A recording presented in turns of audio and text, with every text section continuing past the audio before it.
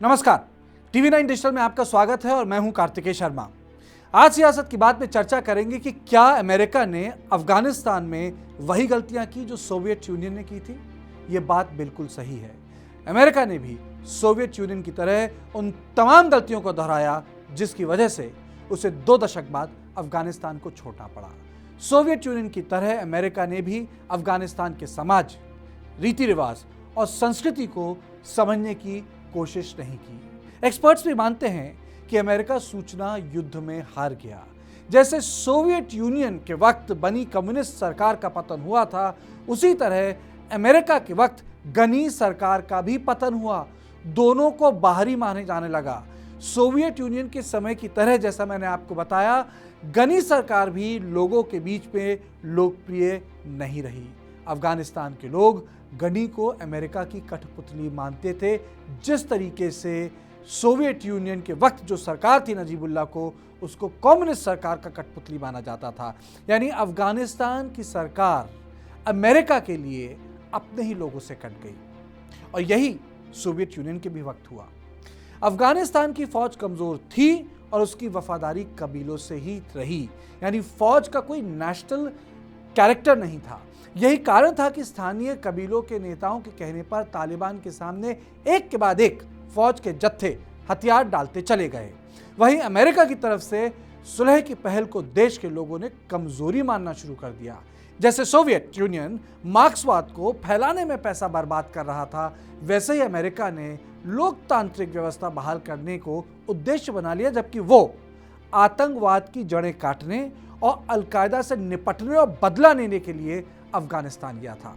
Soviet union और America एक बात समझने में नाकाम हुए, और वो ये कि अफगानिस्तान एक ऐसा समाज है जो हमेशा बटा रहता है, एक दूसरे से लड़ता रहता है, लेकिन जब भी विदेशी ताकत या विदेशी कब्जा होता है, जब विदेशी फोर्सेस वहां पहुंचती हैं, तो वो समाज एकजुट हो जाता है।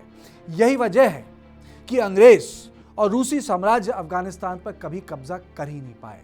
वहीं अमेरिका और सोवियत यूनियन दोनों अपने पक्ष की बात करते रहे। रूस कहता रहा कि वो लोगों के विकास की काम कर रहा है, क्लास कैरेक्टर बदल रहा है, और अमेरिका इस बात का दम भरता रहा कि वो अफगानिस्तान को दुनिया से तकनीक के माध्यम से जोड़ रहा है, बिना ये समझे कि वहाँ के लोग उन्हें केवल विदेशी ताकत के रूप में ही देखते हैं। वहीं रूस की तरह अमेरिका ने भी अपना फोकस केवल शहरों पर रखा। अफगानिस्तान की 75% आबादी गांव में रहती है, 25% शहरों में रहती है। रूस ने अपने सारे मिलिट्री बेस शहरों में बनाए, जिसमें बाग्राम एक था, और गांव में कभी कदम नहीं रखा। अमेरिका ने अपने कार्यकाल में पुरानी रूसी बेसिस पे कब्जा कर लिया, जिसमें बाग्राम भी था, और वहीं अपनी फौज तैनात की, वहीं फॉरवर्ड ऑपरेटिंग बेसिस बनाए, वहीं से अमेरिकी फौज ने सारा काम किया। यानी कृषि प्रधान देश में अमेरिका रूस की तरह केवल शहरों में मौजूद था। यानी अमेरिका ने कभी अफगानिस्तान की नब्ज नहीं पकड़ी। वहीं तालिबान सूचना युद्ध में अमेरिका पर भारी रहा। उससे लोगों को बताया कि अफगानिस्तान ने पहले अंग्रेज साम्राज्य और फिर रूस साम्राज्य को हराया, और अब वो अमेरिका को भी शिकस्त दे देगा, क्योंकि ये लोग अफगानिस्तान में धर्म परिवर्तन करवाने आए हैं। और इसी चीज का इस्तेमाल सोवियत संघ के भी खिलाफ हुआ था। तालिबान ने मुल्लाओं का भी जमकर सहारा लिया। ये गांवों में प्रचार करते थे तालिबान के लिए। यही कारण है कि लोगों ने खुलकर चुनावों में कभी हिस्सा लिया ही नहीं, और गनी और करजई सरकार को भ्रष्ट मानते रहे। जैसे कि नजीबुल्लाह को भ्रष्ट माना जाता था, फॉरेन एजेंट माना जाता था। और जब अमेरिका ने दोहा में बातचीत शुरू की, तो गनी सरकार को लोगों ने देश का भविष्य मानना बंद कर दिया।